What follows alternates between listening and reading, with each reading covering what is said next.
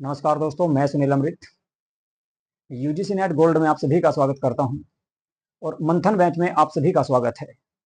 इससे पहले मंथन बैच की आपकी 10 से 11 क्लासें आ चुकी हैं। तो ये जो क्लास रहेगी ये भी आपकी एमसीक्यू की क्लास है और ये भी आपके प्रभावक शिक्षक तत्व जो हैं उन्हीं से संबंधित आपके 25 क्वेश्चन लेकर आया हूँ। उन्हीं सब के बारे में बात करेंगे। तो फटाफट देखते हैं कौन कौन से क्वेश्चन हैं और क्या उनके आंसर होने वाले हैं। यदि आप लोगों ने हमारा यूट्यूब चैनल सब्सक्राइब नहीं किया है तो प्लीज हमारा यूट्यूब चैनल सब्सक्राइब अवश्य कर लो और वीडियो को लाइक तथा शेयर जरूर कर दिया करो भाई। ठीक है, चलिए तो देखते हैं भाई शिक्षक या शिक्षण प्रभावक तत्व कौन कौन से हैं उनके बारे में बात करेंगे। सबसे पहला जो क्वेश्चन है आप लोगों के सामने स्क्रीन पर वो दिया गया है आपका, क्या वो है शिक्षक वो सॉरी प्रभावी शिक्षक की प्रमुख विशेषता क्या होती है। तो प्रभावी शिक्षक की विशेषता क्या होगी ये आपको इसमें बताना है। ठीक है, तो फटाफट जो है आप लोगों को इसका आंसर बताना है। बताओ इसका क्या आंसर सही होने वाला है। ठीक है, प्रभावी शिक्षक की प्रमुख विशेषता क्या होगी ये आपको इसमें बताना है। ठीक है, प्रभावी शिक्षक की प्रमुख विशेषता क्या हो सकती है। ठीक है, क्या वो कड़ाई से जो है यानी कि बच्चों को डराएगा। ठीक है, कड़ाई से पालन करेगा? जी नहीं। ठीक है, कड़ाई का इस्तेमाल तो नहीं कर सकता। इसके अलावा डराना, बच्चों को डराएगा भी नहीं। ठीक है, पाठ्य पुस्तक पढ़ाता है, पाठ्य पुस्तक पढ़ाता है लेकिन जो ना प्रमुख विशेषता बुझ रहा है। ठीक है, कि प्रमुख विशेषता कौन सी जाएगी? तो प्रमुख विशेषता होती है बच्चों के अंदर मोटिवेशन, पढ़ने के लिए एक आपका जिज्ञासा उत्पन्न करना, पढ़ने के लिए बच्चों के अंदर एक ऐसी जिज्ञासा उत्पन्न करना ताकि बच्चे प्रेरित होकर ठीक है अब जो है शिक्षा ग्रहण करें। तो कुल मिलाकर इसका जो सही आंसर होगा वो होगा प्रेरणा देना। तो शिक्षक का सबसे प्रमुख विशेषता जो होती है एक प्रभावी टीचर की सबसे इफेक्टिव इफेक्टिव जो होगा मैन जो है इफेक्टिव जो होता है ठीक है विशेषता जो होती है वो होती है आपकी प्रेरणा उत्पन्न करना, इस बच्चे के अंदर मोटिवेशनल उत्पन्न करना, बच्चे की जिज्ञासा को जगाना ताकि वो मेहनत करके पढ़ सके और अच्छे नंबर प्राप्त कर सके। तो इसका सी आंसर आपका इसमें सही हो जाएगा। अगला क्वेश्चन देखते हैं भाई। अगला क्वेश्चन है शिक्षक द्वारा छात्रों को प्रोत्साहन देने से क्या होता है। बताओ भाई, शिक्षक द्वारा छात्रों को प्रोत्साहन देने से क्या होगा ये आपको इसमें बताना। ठीक है, चलिए जी देखते हैं भाई इसका जो आंसर दिया गया है आपका, जो क्वेश्चन को एक बार फिर कर लेते हैं। शिक्षक द्वारा छात्रों को प्रोत्साहन देने से क्या होता है, इनके बच्चों को मोटिवेशनल या प्रोत्साहन देने से क्या चीज उनके अंदर आती है? वे अनुशासनहीन हो जाते हैं। तो ये तो बिल्कुल आपका सही नहीं हो सकता, अनुशासनहीन नहीं होंगे, अनुशासनहीन वे नहीं होंगे। वे बेहतर सीखते हैं, ये हो सकता है आपका। इसके अलावा वे पढ़ाई छोड़ देते हैं, पढ़ाई नहीं छोड़ेंगे। वे परीक्षा से डरते हैं, बिल्कुल भी नहीं डरेंगे। अगर बच्चों के अंदर छात्रों को प्रोत्साहन दिया जाए, प्रोत्साहित किया जाए अध्यापक के द्वारा, तो बच्चे क्या करते हैं बेहतर सीखने का प्रयास करते हैं या अपने जो है सब्जेक्ट में वो बहुत अच्छा करते हैं, बेहतर करते हैं। तो बी आंसर इस हिसाब से आपका इसका सही हो जाएगा इस क्वेश्चन का। अगला क्वेश्चन देखते हैं जी। अगला क्वेश्चन कौन सा है? अगला क्वेश्चन आप लोगों के सामने है सहायक सामग्री का मुख्य उद्देश्य क्या है। तो सहायक सामग्री जो है उसका मुख्य उद्देश्य क्या होता है? जैसे मान लो सहायक सामग्री में किसी भी चीज में पढ़ाने में लैपटॉप हो सकता है, ठीक है, मार्कर हो सकता है, ठीक है, इसके अलावा बोर्ड हो सकता है, कंप्यूटर हो सकता है, ठीक है, इसके अलावा और बहुत सारे टूल्स हो सकते हैं जो सहायक सामग्री के मुख्य उद्देश्य होते हैं, सॉरी सहायक सामग्री होते हैं, इनके पढ़ाने में जो हेल्प करते हैं उनको सहायक सामग्री के नाम से जाना जाता है। तो सहायक सामग्री का जो मुख्य उद्देश्य है, मेन जो है उसका ऑब्जेक्टिव है वो क्या है ये इसमें आपको बताना है। ठीक है, तो सहायक सामग्री का मुख्य उद्देश्य जो होगा समय पास करना है। ए में दिया गया है आपका समय पास करना, तो समय पास करना तो इसमें आपका नहीं होगा। विषय को बोझिल बनाना, विषय को बोझिल बनाना नहीं है बल्कि विषय को आसान बनाना होता है। शिक्षण को स्पष्ट और रोचक बनाना ये आपका सही हो सकता है। इसके अलावा परीक्षा लेना, तो परीक्षा लेना भी सहायक सामग्री का उद्देश्य नहीं होता। तो कुल मिलाकर इसका जो सही आंसर होगा वो आपका सी ऑप्शन आपका इसमें सही हो जाएगा भाई। ठीक है, चलिए जी, तो सी ऑप्शन आपका इसमें सही होने वाला है। शिक्षण को स्पष्ट और रोचक बनाते हैं कौन? सहायक सामग्री। ठीक है, तो सहायक सामग्रियों के माध्यम से शिक्षण को रोचक और स्पष्ट बनाया जा सकता है। अगला क्वेश्चन देखेंगे। अगला क्वेश्चन है प्रयोगशाला किस प्रकार की सुविधा का उदाहरण है। ये आपको बताना है कि प्रयोगशाला जो है वो किस प्रकार का उदाहरण है, किस प्रकार का एग्जाम्पल है, उसके बारे में आपको बताना है। ए में दिया गया है आईसीटी, आईसीटी प्रकार का एग्जाम्पल है। बी में है आपका पुस्तकालय प्रकार का, सी में है आपका संस्थागत और डी में दिया गया है आपका पाठ्य पुस्तक। ठीक है, तो क्या इसका सही आंसर होगा ये आपको इसमें बताना है। ठीक है, ये इसमें आपको बताना कि इसका सही आंसर कौन सा होने वाला है। ठीक है, तो प्रयोगशाला किस प्रकार की सुविधा का उदाहरण है बताइएगा। प्रयोगशाला देखिए आपका आईसीटी में तो आपका आएगा नहीं, आईसीटी में आपका कंप्यूटर लैब आती है। ठीक है, पुस्तकालय भी इसमें हो नहीं सकता। ठीक है, और पाठ्य पुस्तक भी इसका सही नहीं होगा। तो इसका सही आंसर होगा संस्थागत। ठीक है, संस्थागत इसका सही आंसर हो जाएगा। प्रयोगशाला जो है एक संस्थागत प्रकार की सुविधा का एग्जाम्पल माना जाएगा। ठीक है, ठीक है भाई। चलिए जी, अगला क्वेश्चन देख लेते हैं इसमें कौन सा है। तो अगले क्वेश्चन की बात करेंगे। अगला जो क्वेश्चन है आपका वो देखते हैं जी कौन सा है। ठीक है, अगले क्वेश्चन की बात करेंगे। तो अगला जो क्वेश्चन रहेगा आपका वो रहेगा कौन सा भाई, वो है जी आईसीटी का पूर्ण रूप क्या है। तो आईसीटी का पूर्ण रूप क्या है आप सभी को पता ही है, इससे पहले भी बताया था, इससे पहले की क्लासों में मैंने आपको बताया था कि इंफॉर्मेशन एंड कम्युनिकेशन टेक्नोलॉजी इसका पूर्ण रूप होता है। आईसीटी का जो पूर्ण रूप होता है वो इंफॉर्मेशन और communication, information and communication technology, ठीक है, इसकी फुल फॉर्म होती है आईसीटी की। ठीक है जी, चलिए जी अगला क्वेश्चन देखेंगे। किसे समावेशी शिक्षा का एक हिस्सा माना जाता है। समावेशी शिक्षा का हिस्सा किसको माना जाता है ये आपको इसमें बताना है। तो फटाफट अपना जो है आंसर दीजिएगा कमेंट बॉक्स में, क्या इसका आंसर होने वाला है। ए में दिया गया आपका समान मूल्यांकन, बी में है एक समान शिक्षण, सी में है विविध आवश्यकताओं की पूर्ति और डी में है केवल बोर्ड परीक्षा। केवल बोर्ड परीक्षा। तो कौन सा इसका सही आंसर होगा। देखिए समावेशी शिक्षा का मतलब है कि सभी प्रकार की शिक्षाएं। ठीक है, समावेशी शिक्षा के अंतर्गत सभी प्रकार के बच्चे आते हैं और सभी प्रकार की शिक्षा उसमें शामिल की जाएगी। जैसे मान लो कला से संबंधित भी है, विज्ञान से संबंधित भी है, कंप्यूटर से संबंधित भी है, खेलकूद से संबंधित भी है। तो कुल मिलाकर आपका समावेशी शिक्षा उसको कहा जाएगा जिसमें सभी प्रकार की शिक्षा बच्चे को प्रदान की जा रही हो। तो इसमें आपका देखिए समान मूल्यांकन तो आ नहीं सकता और ना ही एक समान शिक्षण इसमें प्रदान किया जाएगा। विविध आवश्यकताओं की पूर्ति, यानी कि बच्चे जिस प्रकार की बच्चे को आवश्यकता है, जिस प्रकार की बच्चे को आवश्यकता है उसी प्रकार की जो है बच्चे को शिक्षण प्रदान किया जाएगा या शिक्षा प्रदान की जाएगी। तो उसी को कहा जाएगा समावेशी शिक्षा। तो समावेशी शिक्षा का एक महत्वपूर्ण हिस्सा माना जाता है विविध आवश्यकताओं की पूर्ति करना। तो सी आंसर आपका इसमें सही हो जाएगा भाई। ठीक है, चलिए जी अगला क्वेश्चन देख लेते हैं। अगला जो क्वेश्चन है दृश्य सहायक सामग्री का उदाहरण है। तो दृश्य सहायक सामग्री किसको माना जाता है ये आपको इसमें बताना है। बहुत अच्छी तरह से मैंने आपको जो है थ्योरेटिकल जब आपको पढ़ाया था तो उसमें बताया था कि दृश्य सहायक सामग्री के अंतर्गत वे चीजें आएंगी जिनको हम देखते हैं, जिनको देखकर पढ़ते हैं या जिनको देखकर हम अपना जो है अपनी लर्निंग को बढ़ाते हैं या अपनी जो है क्षमता को बढ़ाते हैं या पढ़ने की क्षमता को बढ़ाते हैं, किसी चीज को याद करते हैं। तो इसमें सबसे पहले दिया गया है आपका ए ऑप्शन में गीत है, तो गीत तो हो नहीं सकता। ऑडियो में आप केवल सुन सकते हो तो ये भी आपका नहीं आएगा।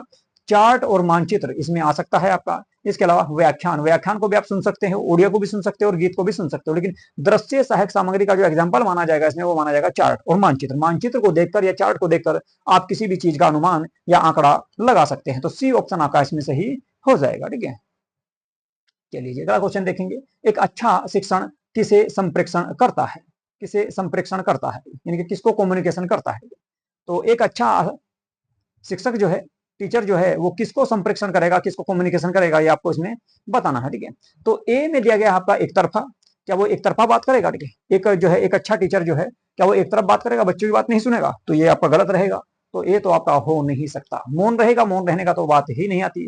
रटंत रूप में रटंत रूप भी आपका निगेटिव है। तो ये रहेगा स्पष्ट और दो तरफा, यानी कि एक अच्छा जो टीचर है वो कैसा संप्रेषण करेगा, वो एक ऐसा संप्रेषण करेगा ताकि बच्चों को स्पष्ट रूप से समझ में आए। दूसरा फिर दोनों तरफा, यानी कि बच्चों की बात भी सुनेगा और अपनी बात भी उनको बताएगा। ठीक है, उनसे भी क्वेश्चन करेगा और उनके क्वेश्चन का आंसर भी देगा। तो कुल मिलाकर दो तरफा उसमें आपका कम्युनिकेशन या संप्रेषण होगा ताकि जो है एक अच्छा संप्रेषण उत्पन्न किया जा सके। तो सी आंसर आपका इसमें सही हो जाएगा भाई। ठीक है जी, चलिए अगला क्वेश्चन देखते हैं जी। अगला जो क्वेश्चन है वो है विद्यार्थियों में रचनात्मकता को बढ़ाने के लिए सबसे उपयुक्त क्या है। विद्यार्थी जो होते हैं छात्र, उनके अंदर क्रिएटिविटी उत्पन्न करने के लिए ताकि वे कुछ चीजों को सीख सके। ठीक है, तो विद्यार्थियों के अंदर रचनात्मकता को बढ़ावा देने के लिए क्या सबसे उपयुक्त कौन सा इसमें ऑप्शन रहेगा। क्या बच्चों को डांटना होगा, बी में दिया गया है विचार मंच और प्रोजेक्ट दिया जाएगा, सी में है आपका परीक्षा ली जाएगी बच्चों से और डी में दिया गया है अनुशासन सिखाना। देखिए इसमें जो सबसे सटीक आंसर माना जाएगा वो आपका देखिए सबसे पहले दिया गया ए में डांटना। डांटना तो बिल्कुल आपका हो नहीं सकता। परीक्षा लेने से भी आपका क्या होगा, बच्चे के अंदर क्रिएटिविटी नहीं आएगी और ना ही अनुशासन सिखाने से आएगी। सबसे ज्यादा जो आपका रचनात्मकता उत्पन्न होगी बच्चे के अंदर वो होगी विचार मंच, यानी कि बच्चों के विचार सुने जाएंगे, अध्यापक अपने विचार उसके सामने रखेगा, एक दूसरे से दोनों बातचीत करेंगे। इसके अलावा प्रोजेक्ट मेथड दिया जाएगा, उसको प्रोजेक्ट दिया जाएगा ताकि उसको पूरा करने का प्रयास करे, अपनी बुद्धिमत्ता से, अपनी दिमाग से नई नई चीजों को लाकर, नई नई सोच उसमें उत्पन्न करके वो क्या करेगा, उस प्रोजेक्ट को तैयार करेगा। तो बी ऑप्शन आपका इसमें रहेगा भाई। बी ऑप्शन आपका इसमें सही हो जाएगा। ठीक है, चलिए जी अगला क्वेश्चन देखते हैं कौन सा है भाई। अगला जो क्वेश्चन आप लोगों के सामने है वो है यदि विद्यालय में पुस्तकालय नहीं है, कुल मिलाकर यदि विद्यालय में लाइब्रेरी नहीं है तो किसमें बाधा होगी, तो कौन सी आपकी जो है ऑप्शन होगा जिसमें आपको बाधा इसमें उत्पन्न होने वाली है। लाइब्रेरी के बिना आपको क्या नुकसान होने वाला है छात्र को, तो ये आपको इसमें बताना है। क्या बच्चे का शारीरिक विकास रुक जाएगा? अगर विद्यालय में पुस्तकालय नहीं है तो क्या बच्चे का शारीरिक विकास रुक जाएगा? जी नहीं। स्व अध्ययन ये आपका हो सकता है, उपस्थिति से इसमें कोई फर्क पड़ना नहीं और ना ही परीक्षा से कोई फर्क पड़ना। सबसे ज्यादा फर्क जो पड़ेगा स्व अध्ययन, कि बच्चा जो खुद पढ़ता है बैठकर लाइब्रेरी में, वो बच्चा नहीं कर पाएगा, उसमें बाधा उत्पन्न होगी। तो बच्चा क्या करेगा इसमें, अगर स्कूल में विद्यालय में आपके लाइब्रेरी नहीं है तो बच्चा क्या करेगा, बच्चा पढ़ नहीं पाएगा, अध्ययन नहीं कर पाएगा, स्वयं अध्ययन नहीं कर पाएगा। तो बी ऑप्शन आपका इसमें भी सही हो जाएगा भाई, ठीक है। चलिए जी अगला क्वेश्चन देखेंगे भाई। अगला जो क्वेश्चन है आप लोगों के सामने वो है शिक्षा को प्रेरणादायक, शिक्षा को, आवाज तो सही आ रही है ना बड़ी, शिक्षा को प्रेरणादायक बनाने के लिए वातावरण कैसा होना चाहिए। शिक्षा को प्रेरणादायक बनाने के लिए कैसा वातावरण होना चाहिए ये आपको बताना है। क्या डर का माहौल होना चाहिए? जी नहीं। अगर डर का माहौल रहेगा तो शिक्षा को प्रेरणादायक नहीं बनाया जा सकता। सहयोगात्मक और संवादात्मक हो सकता है। अभी और देखते हैं। चुपचाप रहने का, चुपचाप रहकर भी आप जो है प्रेरणादायक नहीं बना सकते। केवल अनुशासन आधारित कर दो और पढ़ाओ, वहां पर कुछ होना, ठीक है भाई। मान लो आप कक्षा में गए और आपने जो है अनुशासन से बच्चों का सबको चुप बैठना है, अनुशासन में बैठना है, सब आराम से बैठे रहेंगे, ठीक है, लेकिन बोलना कुछ नहीं है, समझाना कुछ नहीं है, तो क्या उससे बच्चे जो है शिक्षा को प्रेरणादायक बनाया जा सकता है? नहीं बनाया जा सकता। शिक्षा को प्रेरणादायक बनाने के लिए आपको सहयोगात्मक और संवादात्मक, यानी कि बच्चों के साथ बातचीत करनी होगी, बच्चों की हेल्प करनी होगी, मदद करनी होगी, जिस चीज को वे नहीं जानते उस चीज को उसके बारे में बताना होगा, उनके क्वेश्चनों के आंसर देने होंगे, उनसे क्वेश्चन पूछने होंगे, ठीक है, उनसे किसी जो है टॉपिक पर चर्चा करने के लिए कहना होगा। तो कुल मिलाकर सहयोगात्मक और संवादात्मक दोनों प्रकार का वातावरण आपको पैदा करना पड़ेगा, तभी जाकर जो है आप शिक्षा को प्रेरणादायक बना सकते हैं। तो कुल मिलाकर इसका भी आंसर आपका रहेगा भाई कौन सा, बी ऑप्शन आपका सही हो जाएगा। चलिए जी अगला क्वेश्चन देखेंगे। अगला जो क्वेश्चन है वो है प्रयोग करके सिखाना किस अधिगम को बढ़ावा देता है। प्रयोग करके सिखाना, देखिए मान लो किसी चीज को लिया, आपको कोई मेथड दे दिया, कोई टॉपिक दिया, आप उस पर प्रयोग करें, ठीक है, उसके बारे में नई नई चीजें खोजें, उसके बारे में नई नई चीजों के बारे में सोचें, ठीक है, तो आपका इसमें किस अधिगम को बढ़ावा देता है ये आपको बताना। क्या मौखिक को बढ़ावा देगा? मौखिक को बढ़ावा नहीं दे सकता, मौखिक को यह बढ़ावा नहीं देगा, तो मौखिक तो आएगा नहीं, रटंत भी आपका इसमें नहीं रहेगा और सैद्धांतिक भी नहीं होगा। तो कुल मिलाकर इसका जो सही आंसर हो जाएगा वो हो जाएगा व्यवहारिक। व्यवहारिक इसका सही आंसर आपका हो जाएगा, ठीक है। इसका जो सही आंसर होगा सबसे सटीक वो हो जाएगा कौन सा, व्यवहारिक। व्यवहारिक इसका सही आंसर होगा, सबसे सटीक आंसर, ठीक है। तो इसका जो सबसे सटीक आंसर हो जाएगा वो हो जाएगा कौन सा, व्यवहारिक, ठीक है। चलिए जी तो प्रयोग करके अगर आप जो है सिखाने का प्रयास करोगे तो उससे अधिगम को बढ़ावा देता है। कौन से अधिगम को बढ़ावा देगा? तो व्यवहारिक अधिगम को बढ़ावा देगा, ताकि बच्चा करके सीखे, उसमें नई नई चीजों का प्रयोग करे, नई नई चीजों के बारे में सोचे, ठीक है, तो उसके से क्या होगा, उसकी क्रिएटिविटी बढ़ेगी, सोचने की क्षमता में विकास होगा। तो सी आंसर इसमें सही हो जाएगा। अगला क्वेश्चन, सहायक सामग्री किसे सरल बनाती है? बताओ भाई, सहायक सामग्री जो है वो किसको सरल बनाती है, ठीक है, किस चीज को सरल बनाएगी? बताओ भाई आंसर ये आपको बताना। सहायक सामग्री किसे सरल बनाती है? क्या परीक्षा को सरल बनाएगी, या फिर विषय को सरल बनाएगी, या फिर इसके अलावा आपका क्या है, व्यवहार को सरल बनाएगी, या फिर नियम को सरल बनाएगी? देखिए सहायक सामग्री जो होती है, सहायक सामग्री से क्या होता है, हमें पढ़ने में आसानी होती है, ठीक है, पढ़ने में आसानी होती है, किसी चीज को आसानी से समझ सकते हैं। तो एक तो परीक्षा को तो आसान बनाएगी नहीं, बिल्कुल भी ये नहीं रहेगा। व्यवहार से कोई संबंध है नहीं और ना ही नियम कानून से संबंधित है, तो रहेगा क्या, विषय, सब्जेक्ट, ठीक है। सब्जेक्ट को क्या होता है, सहायक सामग्री के माध्यम से हम आसानी से पढ़ पाते हैं। जैसे मान लो मैं आप लोगों को पीपीटी के माध्यम से पढ़ा रहा हूँ, तो आपको क्या हो रहा है इसमें, ठीक है, विषय आपके समझ में आ रहा है, आसान हो गया आपके लिए, सरल हो गया, ठीक है। और दूसरा, फिर कम समय में इसको हम जो है पूरा भी कर सकते हैं, ठीक है। वरना मैं पहले बोर्ड पे लिखता, फिर उसके आंसर लिखता, फिर आपको समझाता, फिर बताता, बहुत लंबा समय लग जाता, बहुत लंबी वीडियो बन जाती, ठीक है। तो कुल मिलाकर आपका जो सही आंसर होगा इसमें, विषय को आसान बना देती है, सरल बना देती है, क्या, सहायक जो है सहायक सामग्री, ठीक है। अगला क्वेश्चन, प्रेरक शैक्षिक वातावरण में क्या होता है ये आपको बताना है। तो प्रेरक शैक्षिक वातावरण ऐसा होगा जहां पे जो है टीचर जो है बच्चों को किसी कार्य को करने के लिए, किसी सब्जेक्ट को पढ़ने के लिए, किसी पुस्तक को या किसी टॉपिक को पढ़ने के लिए उसके अंदर जो है आत्मविश्वास जगाता है, उसके अंदर प्रेरणा उत्पन्न करता है। तो उससे क्या होगा, वातावरण में क्या होता है, प्रेरक शैक्षिक वातावरण में क्या होता है आपको बताना है, ठीक है। चलिए जी तो इसका आंसर देखते हैं भाई, कौन सा इसका सही आंसर हो जाएगा, ठीक है। बताइएगा। ठीक है, देखिए सबसे पहले दिया गया मौन कक्षा, क्या कक्षा मौन रहेगी? कक्षा मौन बिल्कुल भी नहीं रहने वाली। ठीक है, तो ये तो आंसर आपका इसमें गलत हो जाएगा। प्रेरक शैक्षिक वातावरण, स्वतंत्र विचार और नवाचार ये उत्पन्न हो सकते हैं। इसके अलावा आदेशात्मक व्यवहार ये भी आपका हो सकता है, और सजा, सजा तो दी नहीं जाएगी। आदेशात्मक तो मतलब होगा कि निर्देश दे दिया गया एक बच्चे को, तो ये भी आपका बिल्कुल इसमें सटीक आंसर नहीं रहेगा। इन दोनों में सबसे सटीक देखा जाए तो स्वतंत्र विचार और नवाचार इसमें आपका सबसे सटीक आंसर हो जाएगा। ठीक है, इसमें सबसे सटीक जो आंसर हो जाएगा वो हो जाएगा कौन सा भाई आपका, एक मिनट,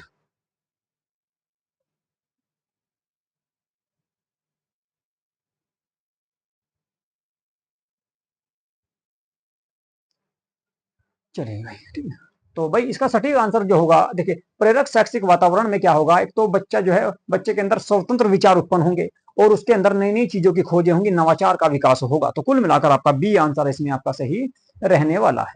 तो बी आंसर आपका सही हो जाएगा भाई। ठीक है, चलिए जी अगला क्वेश्चन देख लेते हैं। अगला जो क्वेश्चन है, ब्रेल और रैंप किसके अंतर्गत आते हैं?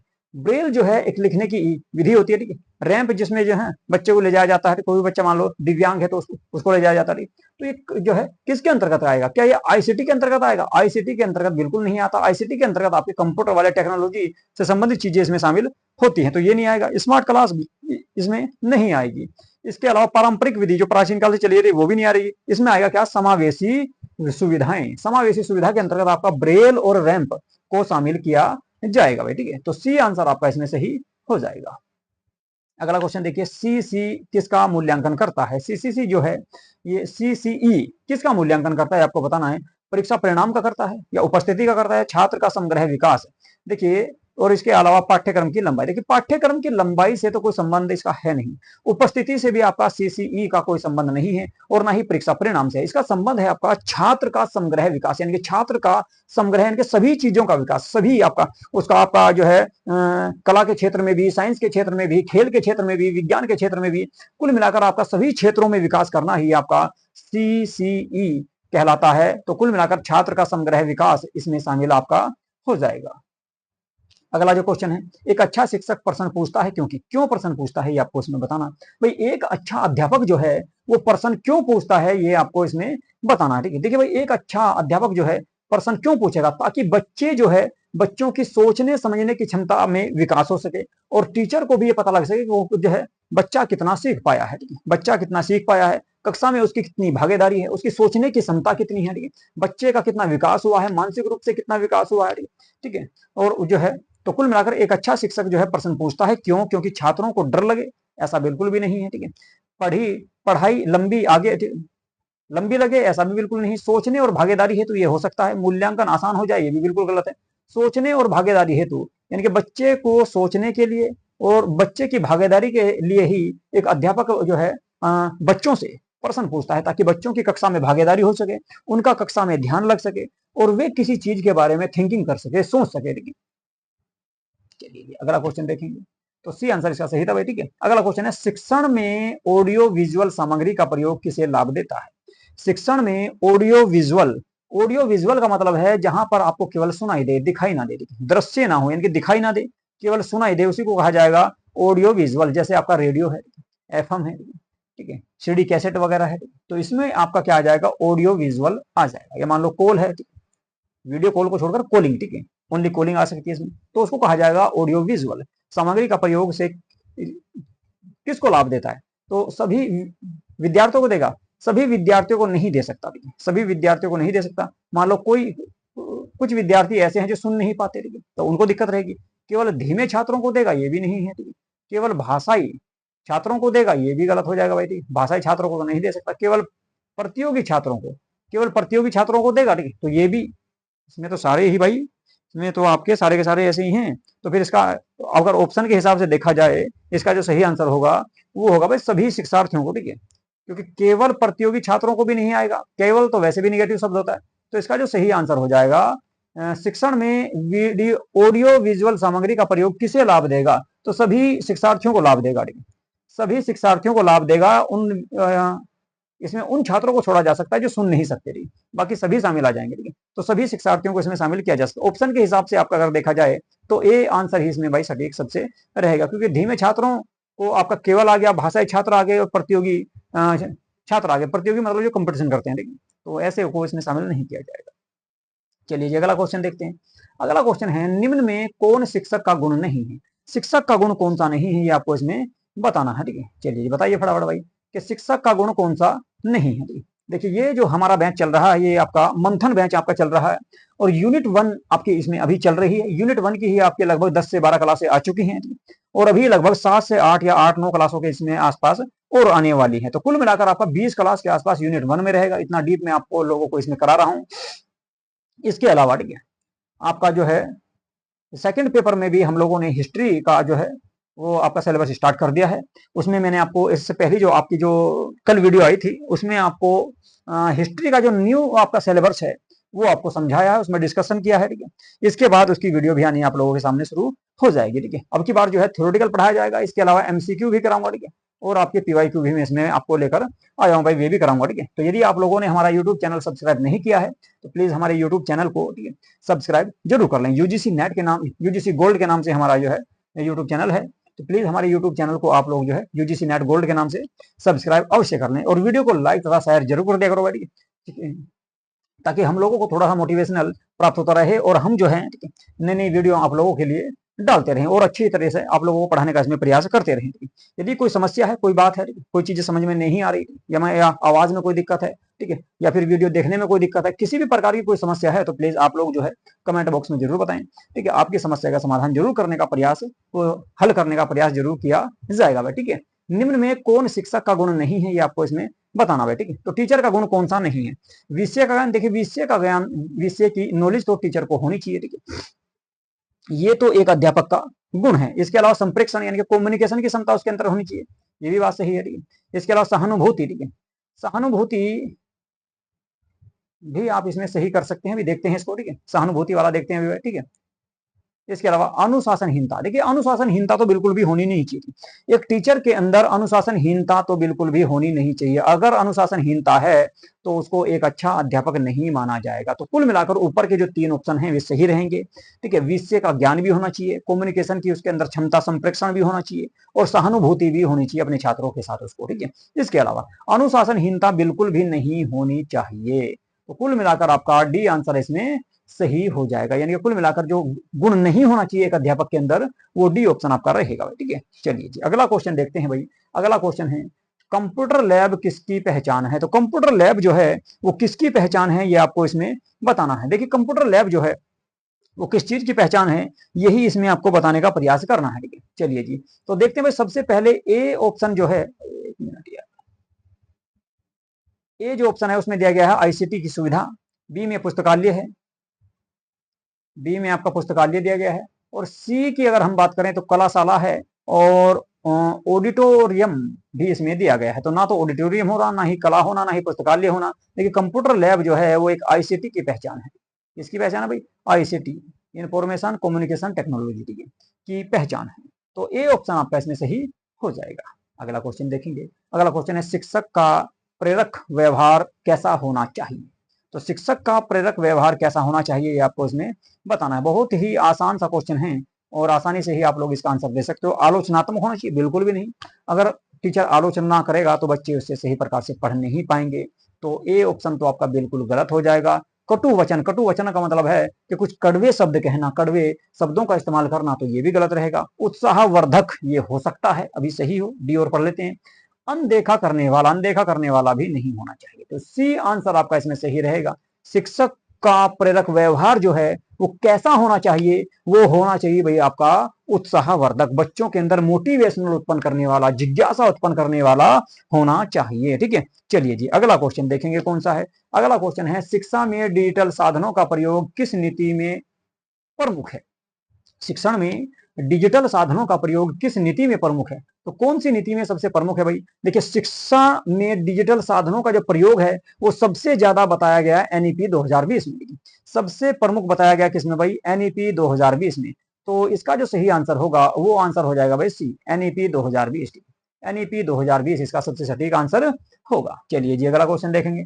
अगला क्वेश्चन है, यदि शिक्षक संवादात्मक शैली में पढ़ाता है तो यह क्या है?